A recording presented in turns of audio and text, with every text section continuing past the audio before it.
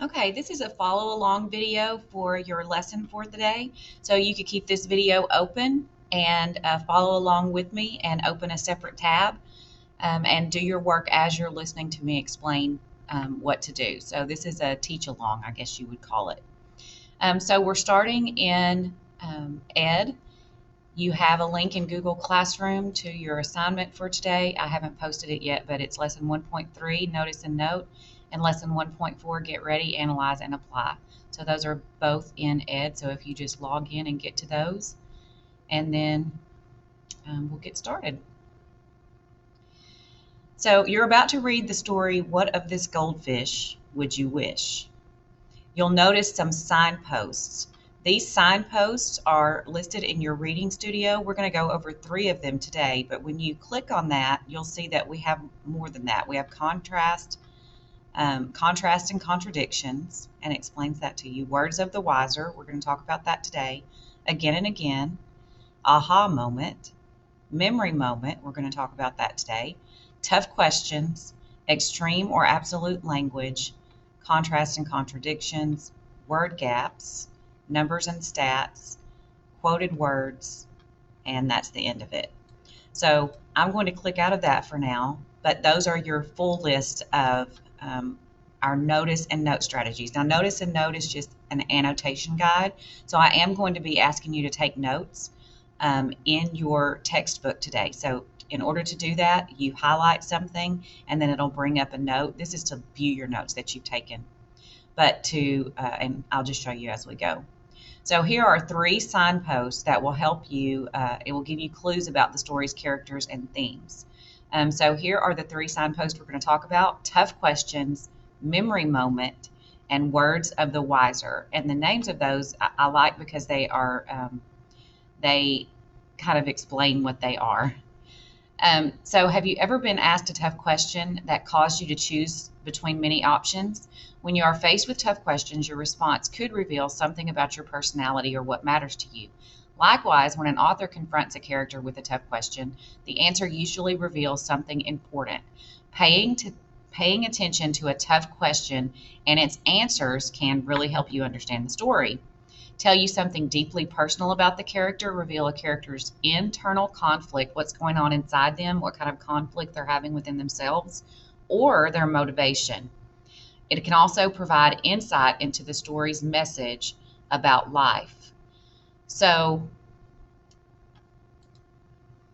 I think I already did this. So it says mark the tough question. So here's the tough question in here, and this is from the story that we're about to read. This name is pronounced Jonathan.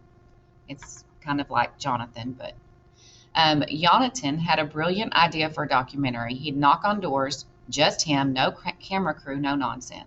Just Jonathan on his own, a small camera in hand, asking, if you found a talking goldfish that granted you 3 wishes, what would you wish for? So this is our tough question. I'm going to highlight it again, and it'll bring up a note.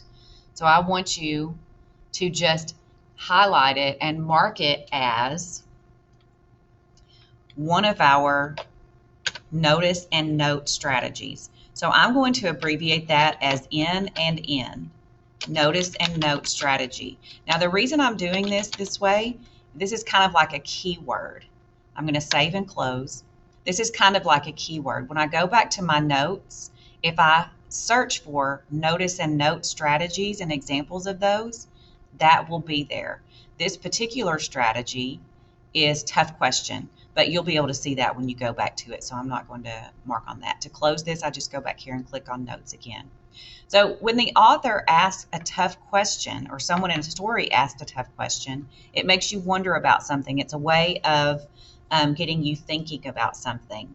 So can the fish be trusted? Can I wish for more wishes? What are those things that you would be thinking about?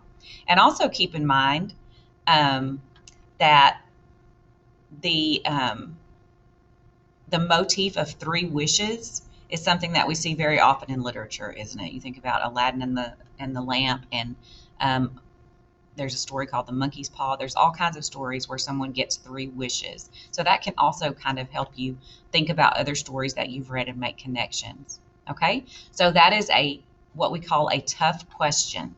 So when a character in the story or the author asks a tough question, you need to notice and note that because it's important. The next one is a memory moment. A memory can affect the way you experience something in the present. When an author pauses to revisit a character's memory, it must play an important role in the story.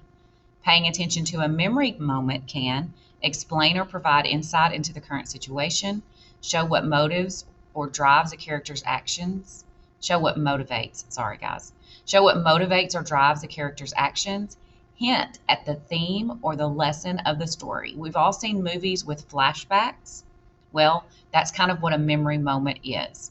So here we see Sergei Gorolich doesn't much like strangers banging on his door, especially when those strangers are asking him questions. In Russia, when Sergei was young, there's a big hint about that, isn't it? This is a flashback or a memory moment. It happened plenty. The KGB felt right at home knocking on his door. And then it goes on to explain more about the memory. But I want you to highlight this and add a note. And again, move myself out of the way. Again, I'm going to label it as in and end strategy. And if you want to just call it in and in at some point, you can do that too. So when I'm searching for examples or looking for notice and note strategies, I can go back and find that. And this is also good practice on taking notes. So why might this memory moment be important to the story?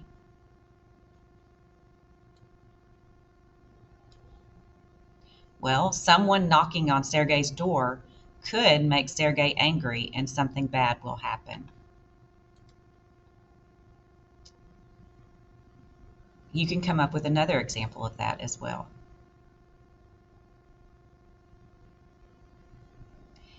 Words of the wiser. This is our next notice and note strategy. In movies, an older character often offers sage, that means wise, advice to the main character. In stories, a wise character's advice may provide an insight about life or help the main character with a problem or decision. So pay attention to the insight provided by the wise character. Why is it important to Sergei? Nonsense, the fish says. He was only here to make a little something for TV. But he said, says the fish, interrupting, exactly what he was doing. But you didn't get it. Honestly, your Hebrew, it's terrible.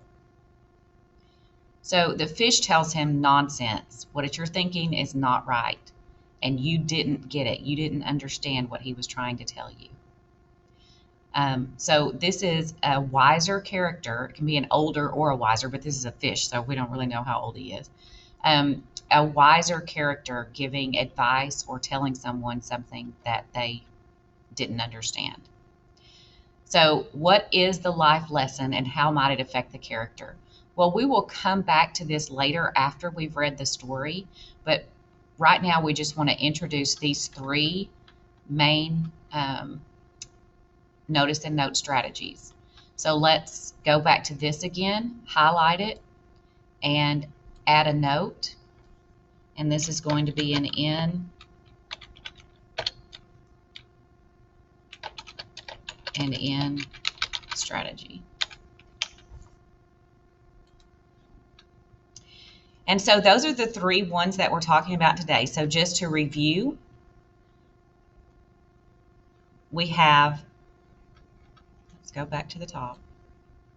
Just to review, we have tough questions, memory moment, and words of the wiser. Those are the three of our several, there are 7 or 8 notice and note strategies, and we'll be going over those as we go. You can also visit the reading studio here for that. So that's all I want you to do on the notice and note.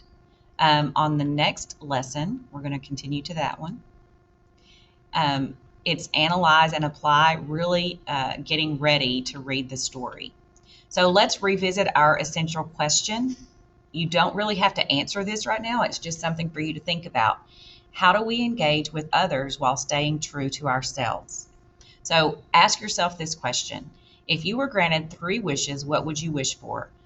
Would you use your wishes right away or save them? It says discuss your answers with a partner, but since we're doing this independently today, I want you to take a note. So answer the question in a note, add note, and answer the question. So I'm not going to answer the question. I want you to do that. Okay, so if you want to pause the video right now to answer your question, do that and then continue. Now we're going to talk about archetypes. An archetype is one of our literary terms that we're going to need for the year. So I'm just going to go ahead and highlight archetype, and I want you to do the same. Add a note, and we're going to keyword this as a literary term, okay?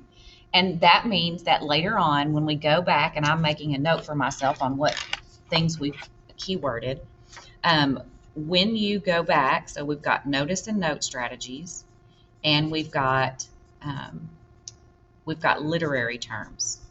So you will be responsible for any of these literary terms. So if you need to study for a quiz or a test that we're going to have over one of those, then you will be able to search your notes and go back and find it. So a literary term, an archetype is a character or situation that shows up in many works from different cultures. So what I want you to do is, well, no, never mind. We don't have to take a note there. So now you're going to brainstorm examples of archetypal characters from stories, movies, or shows. Okay?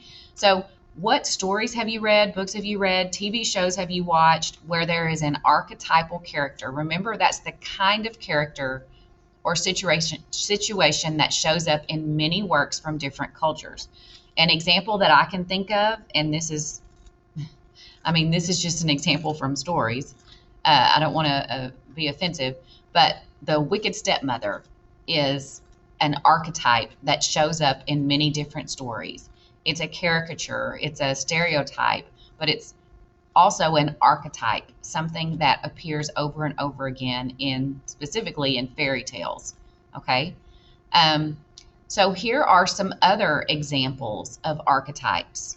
The hero, so Superman, but you think of a hero from a story, it could be something that's well known or something that is something more obscure that you know about. The mentor. What is a mentor? You could look that word up if you want to, but a mentor is a person that has some sort of expertise or wisdom in an area, and they help somebody else learn or grow, okay? So a mentor that helps you reach your goals and encourages you. The villain. Almost always in a story, unless the story is about the villain himself, most of the time in stories, the villain is just an archetypal character. He's not well-rounded. We just see all of his or her bad characteristics, and they're just all bad. The villain is most of the time. Okay, so think of an example and type that in, and if you need to pause the video at any time, do so. The sidekick. Most heroes have a sidekick, or many heroes have a sidekick. All right, so if you need to pause the video to finish filling that out, go ahead. Remember, when you're finished with these lessons, you're going to go back and mark them as done so that I can look and see that you've taken the notes and filled in the things that I've asked you to fill in. Okay? Now we're going to look at some more literary devices, 3 literary devices to be specific that we're going to see in this story. Now we're going to come back to these and discuss them later. We're just doing a brief overview right now. So we'll look at them in the story and come back and identify them. But you will also be marking up the story as you read it and looking for these. These are review, by the way. These are things that you have heard of before or should have learned in previous grades. But we will go back over them. So a literary device is a technique used to convey meaning or create interest in a story.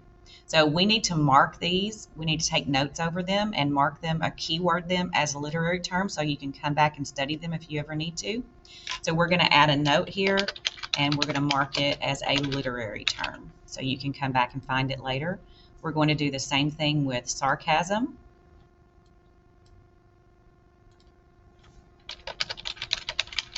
It's a literary term. And a motif is also a literary term. Make sure you click Save and Close. And now I've got those notes up there, and maybe at the end of the video we can look and see how that works. So when a writer uses irony, the opposite of what is expected to happen happens. For example, a character getting a speeding ticket the day he earns an A+ in driver's education would be ironic. Okay? Irony is not just when something bad happens. There's an old Alanis Morissette song called Ironic, but actually most of the things in the song are not ironic. Like the chorus says, when it rains on your wedding day. Well, that's not really ironic. It's just bad luck or something bad that happened. Irony is when something that is the opposite of what you expected to happen happens. Like if a carpenter's roof is leaking, okay? And he just puts a tarp over it. It's kind of like, he's a carpenter. You would think that he would repair his house, okay? So again, someone who got an A+ in driver's education, very first day gets a speeding ticket. That's ironic. Sarcasm is the taunting use of praise to mean its opposite. Sarcasm and verbal irony are very closely related. I heard zombies only eat brains, so you should be fine. I think we're all familiar, that's a zinger. I think we're all familiar with what sarcasm is. It's verbal irony, but it's when you say the opposite of what you mean. Like if there's a person that you don't particularly get along with and you say, my best friend, Bob. Okay? When I say best friend, that's sarcasm because I don't really mean that. I'm saying the opposite of what I mean. Okay? A motif is an image or idea that occurs many times in a work of literature. This repetition may create a particular tone, reveal the meaning of a symbol, or point towards a theme or message of the story. A motif, an example of that would be something like if there's a story where the author keeps mentioning that there was a white flag flying above the building, and then later on the character finds a white flag in a box in a closet. And for some reason, there's a white flag throughout, or even the color white. Okay? So a motif is an image or an idea that keeps occurring over and over again. In Shakespeare's Macbeth, which we'll probably read later on, blood is a motif. They keep talking about having blood on their hands and this bloody mess that we've gotten ourselves into and things like that. So that becomes a motif in the story. And that's important. The author does that on purpose. So as you read, what of this goldfish would you wish on our next class, probably Monday, you're going to note back in this lesson, you'll come back to this lesson, and you'll note examples of irony, sarcasm, and motif used in this story. So this part does not have to be filled out today because you're not reading what of this goldfish would you wish.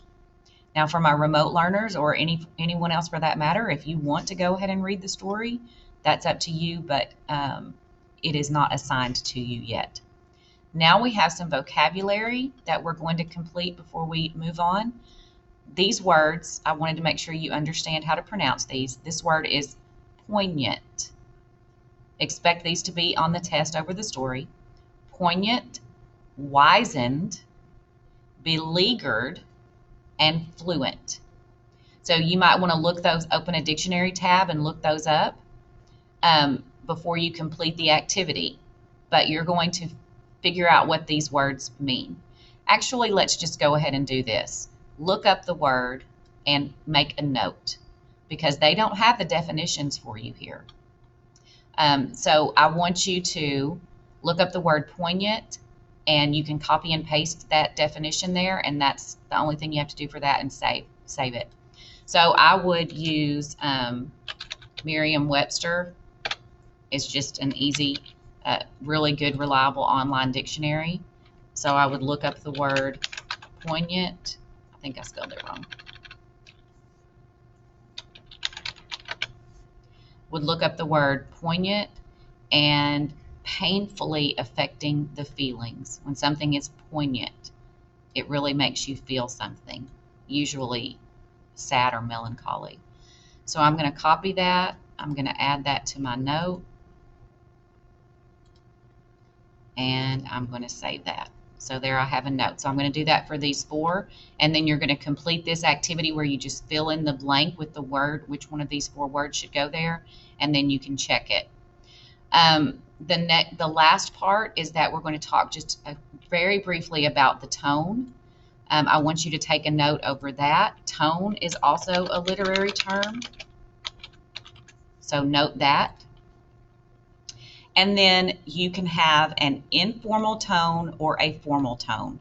So the tone is an author's choice of words. You adjust your tone based on how you want your audience to feel about what you're writing about. It's the author's attitude towards what he or she is writing about. So it's the author's attitude towards the characters and events in the story, and that affects, and we're talking about stories here because we're reading a short story first. The tone may also reflect the personality of one or more characters. An informal tone is kind of like how you talk to your friends. You may use slang or short or incomplete sentences like this, until one day some kid with a ring in his ear comes knocking, hard like that, rapping at his door just the way Sergei didn't like. A formal tone includes more proper grammar and complex sentences, and this is a tone you would use in formal writing, and here's an example of that. Until one day, a young man knocked on his door hard. It was the kind of knock that Sergei did not like. Okay, so you see that this one is a little more informal and this one is a little more formal. So we're just going to mark tone as the literary term here, but not necessarily informal or formal. That's just 2 types of tones. And that's the end of the lesson for the day. If you get those 2 things completed, and I just wanted to go back and review just for a second, make sure that you mark your tough questions, memory moments, and words of the wiser in your notes like I asked you to. This was kind of already filled out for you. I think it's filled out in mine. If this is not filled out in yours, then just type it into your box this way and highlight it. And no, they already have this typed. Sorry, you were to highlight the tough question. So we had tough questions, memory moment, and words of the wiser, and we're going to be looking for those in the story. There wasn't a whole lot to do on that activity except take notes. And then on this one, you're to answer this question, this quick start question. If you were granted 3 wishes, what should you wish for? So when I go and look in this, you should have an answer to that in your notes, and I am able to see your notes. We marked archetype as a literary term and talked about it, and then you gave examples. This should be filled out when I look at your work. And then we talked about 3 different literary devices: irony, sarcasm, and motif. And you don't have to do this part yet. You're going to do it as you read the story. You had 4 vocabulary words for the story. You made notes of definitions of these and then completed this activity, and then we talked about tone. Okay, mark both of those assignments as done in Google Classroom after I post them, and I'm going to post this video in there right now, and I will see you for our next lesson.